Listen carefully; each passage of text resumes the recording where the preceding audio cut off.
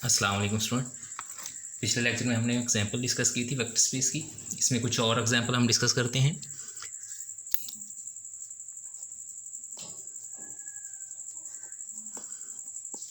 Late we है हमारे पास कोई सेट और स्केयर के equal and defined as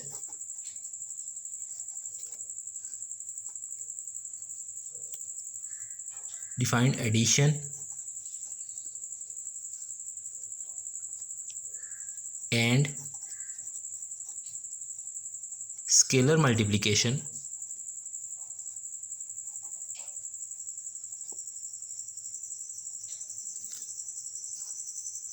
as follow. If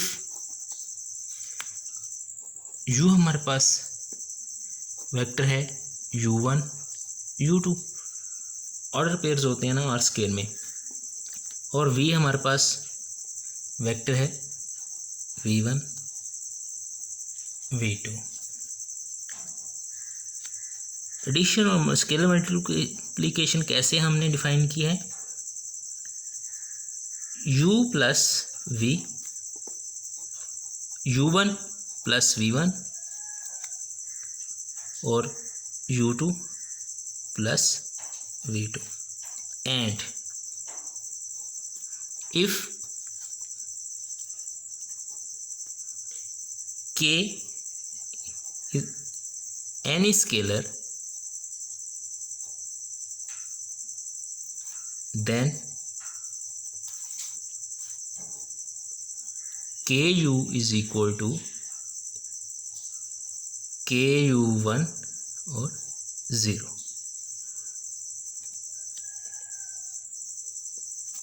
अब ये हमारे पास एक एग्जांपल है।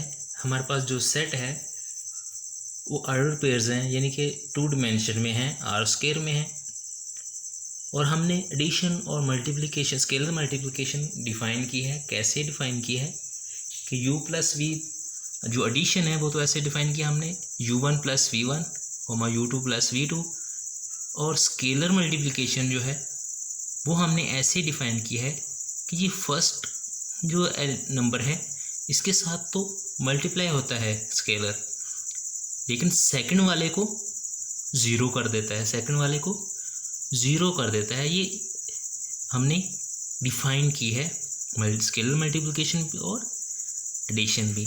अब हम देखते हैं क्या ये हमारा जो वी सेट है जिस पे हमने एडिशन और स्केलर मल्टीप्लिकेशन डिफाइन किए हैं, क्या ये वेक्टर स्पेस होगा? जी देखते हैं।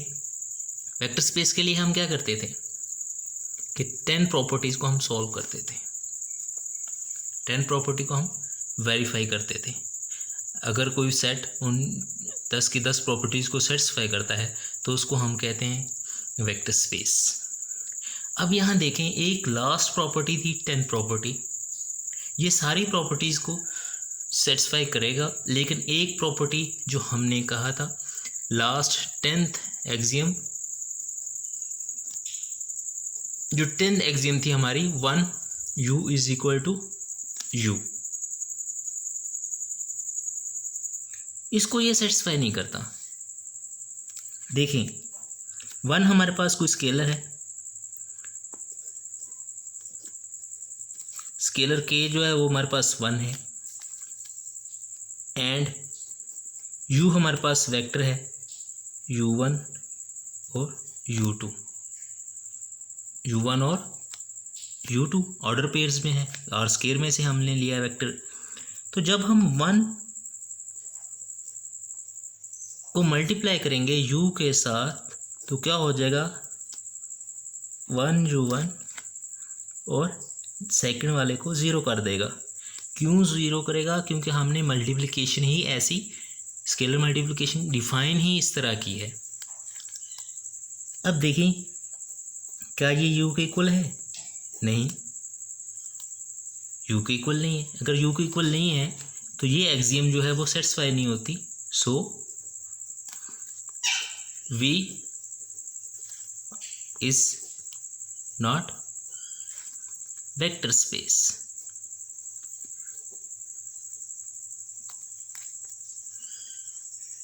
ये जो हमने सेट लिया है V, ये वेक्टर स्पेस नहीं है। जो हमने एडिशन डिफाइन की और स्केलर मल्टीप्लिकेशन डिफाइन की, उसके लिहाज से एक प्रॉपर्टी जो हमारी 10th एक्सियम है या 10th प्रॉपर्टी है, वो सेटिस्फाई नहीं होती। अगर वो सेटिस्फाई नहीं होती तो अगर एक भी प्रॉपर्टी सेटिस्फाई नहीं होती तो वो वेक्टर स्पेस नहीं होता। उसके बाद होता है zero vector space.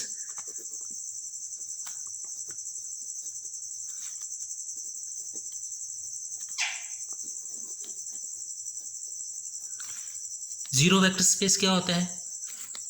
Late V हमारे पास कोई सेट है, consist a single object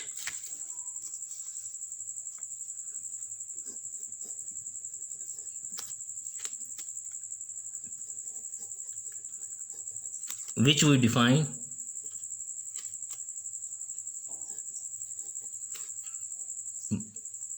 defined by 0 and 0 plus 0 equal to 0। कोई एनी स्केलर के लिए k into 0 0 for all k। we call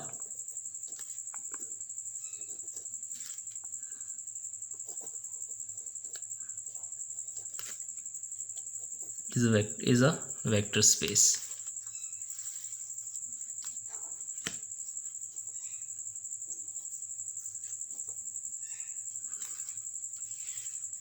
zero vector space क्या होती है? ऐसी वेक्टर स्पेस, ऐसा सेट V जिसमें सिर्फ एक ही एलिमेंट हो, एक ही ऑब्जेक्ट हो और वो ज़ीरो हो, तो वो क्या होती है? Zero vector space. जिसमें एक ही एलिमेंट, एक ही ऑब्जेक्ट ज़ीरो है, तो ये सारी की सारी प्रॉपर्टीज़ को सेटिस्फाई करता है। ये 10 की 10 प्रॉपर्टी वेक्टर स्पेस की सेटिस्फाई करता है।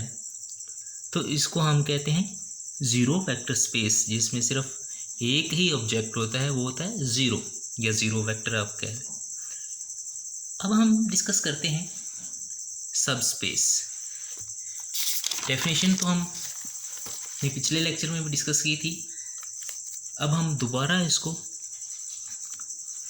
रिवाइज करते हैं। सब space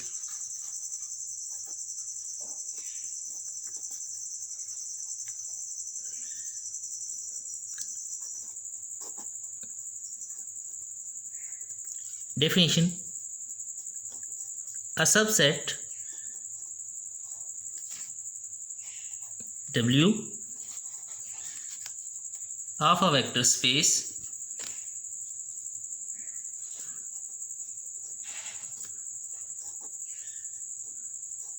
V is called subspace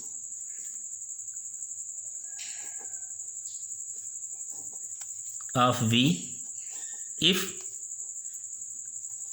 W is itself a vector space।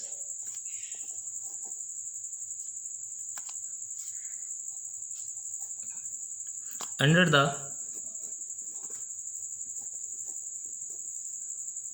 addition and scalar multiplication,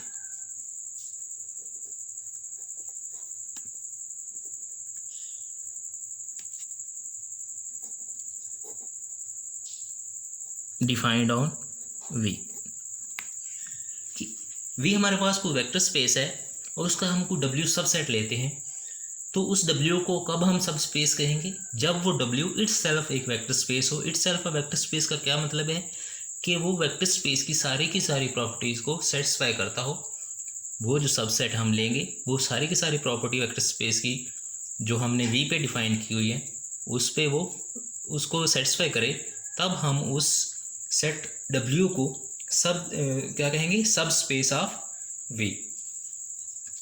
अब इस पे एक थ्योरम है जिसको हम डिस्कस करते हैं।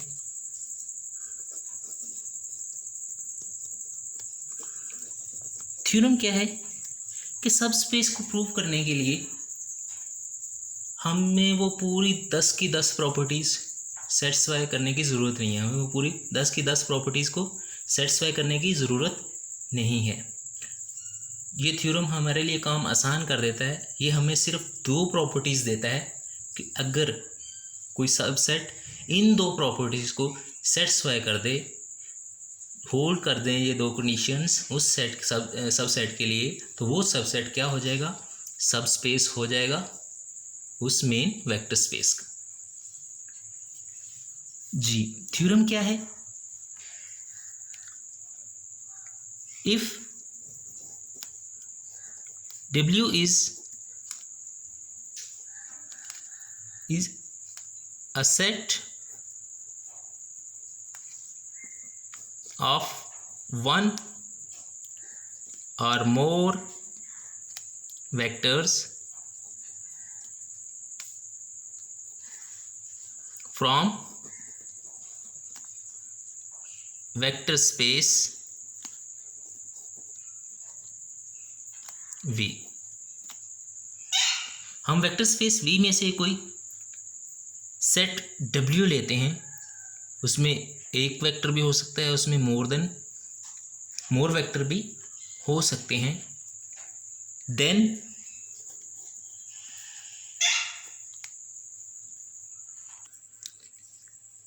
W is subspace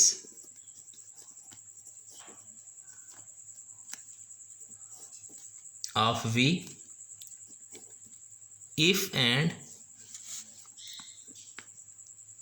only if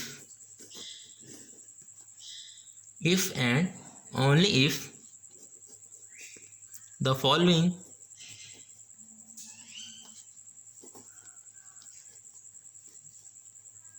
conditions hold।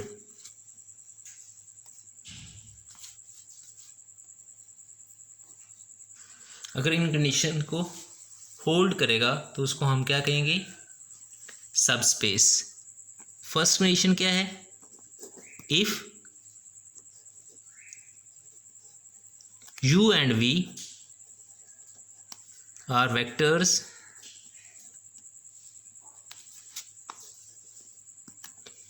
in W, then U plus V is in W, कि वो एडिशन के लिहाज से क्लोज्ड हो। एडिशन के लिहाज से क्लोज हो, कोई भी 2 वेक्टर लें और उसको ऐड करें तो वो भी W में जाने चाहिए। उसके बाद सेकंड कंडीशन क्या है, if K is any scalar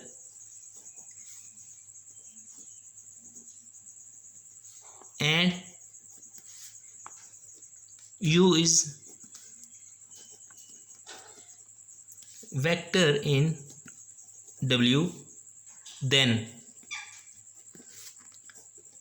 KU is in W, कि वो स्केलर मल्टीप्लिकेशन के लिहाज से भी क्लोज हो और एडिशन के लिहाज से भी क्लोज हो, तब हम उस सेट को सब स्पेस कहेंगे। तब हम उस सेट को सब स्पेस कहेंगे।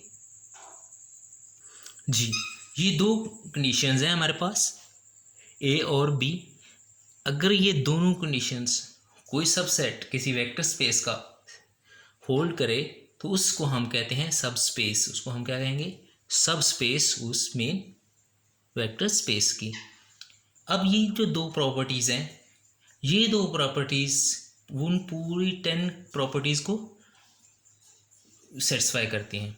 मतलब क्या है, उनको वेरीफाई कर देती हैं कि अगर ये 2 प्रॉपर्टीज़ जो हैं ये फुलफ़िल हो जाएंगी तो वो बाकी जो 8 हैं वो भी सेटिस्फाई हो जाती हैं, वो 8 भी सेटिस्फाई हो जाती हैं। तो इसलिए ये थ्योरम हमारे काम को आसान कर देता है कि बजाय इसके कि हम उन सारी की सारी 10 की 10 प्रॉपर्टीज़ को चेक करें, हम ये दो प्रॉपर्टीज़ चेक कर लेते हैं।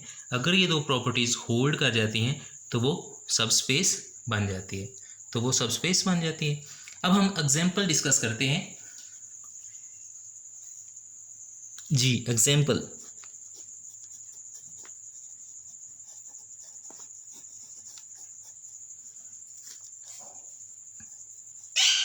let W be the subset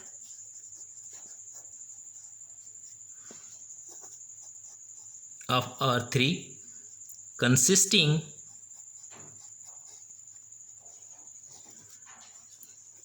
of all the vectors of the form A, B और 0, where A and B are real numbers। हम R3 में हैं, R3 में हम ऐसा सबसेट लेते हैं जो पहले दो जो है, पहला A, B और 0, जो थर्ड वन एलिमेंट है वो 0 है।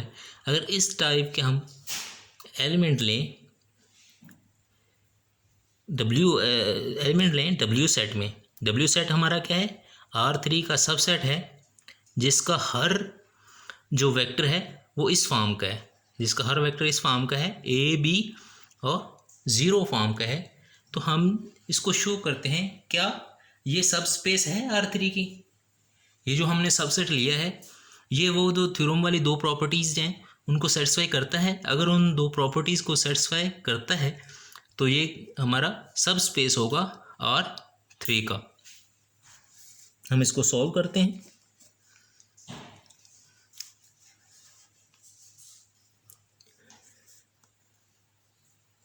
U V are vectors in W। U और V हम वेक्टर लेते हैं W में से, और कैसे वेक्टर हैं, U is equal to A1 B1 0 और V वेक्टर जो हमारे पास है A2 B2 और 0, क्योंकि जो हमने सबसेट लिया है उसमें जो वेक्टर्स हैं वो इस फॉर्म के हैं। अब हमने क्या शो करवाना है, हमने शो करवाना है कि ये U है, ये U प्लस V करें तो वो भी W में जाना चाहिए, वो W में जाना चाहिए। देन U प्लस V, तो क्या हो जाएगा, U A1 B1 0 plus V क्या है A2 B2 0, तो A1 plus B1 A2 plus B2 और 0 प्लस 0, तो क्या हो जाएगा A1 B1 A2 B2 और 0। तो ये किस में बिलोंग कर रहा है, W में। देखें ये उसी फॉर्म का है। तो एक प्रॉपर्टी तो होल्ड होगी कि ये जो एडिशन है इसकी वो क्लोज्ड है, एडिशन जो है वो क्लोज्ड है।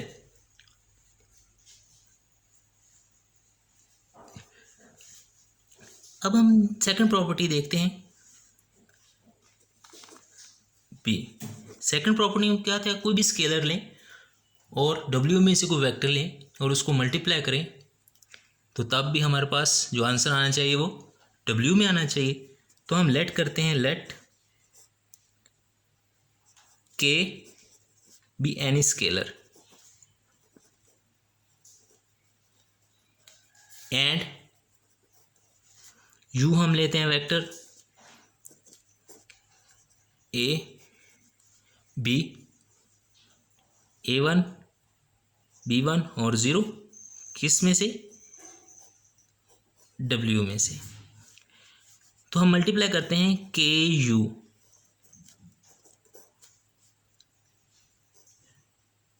K A1 B1 0, तो ये हो जाएगा KA1 KB1 और K इंटू 0 KA1 KB1 और 0, ये भी इज इन W। अब देखिए एडिशन के लिहाज से भी ये क्लोज्ड है, U प्लस V भी W में है और KU भी W में है। स्केलर मल्टीप्लिकेशन के लिहाज से भी ये क्लोज्ड है। तो हमने थ्योरम क्या कहता है कि अगर ये दोनों प्रॉपर्टी होल्ड करती हैं, अगर ये दोनों प्रॉपर्टी होल्ड करती हैं तो वो जो सबसेट होता है वो सबस्पेस होता है। Hence W is subspace of R3।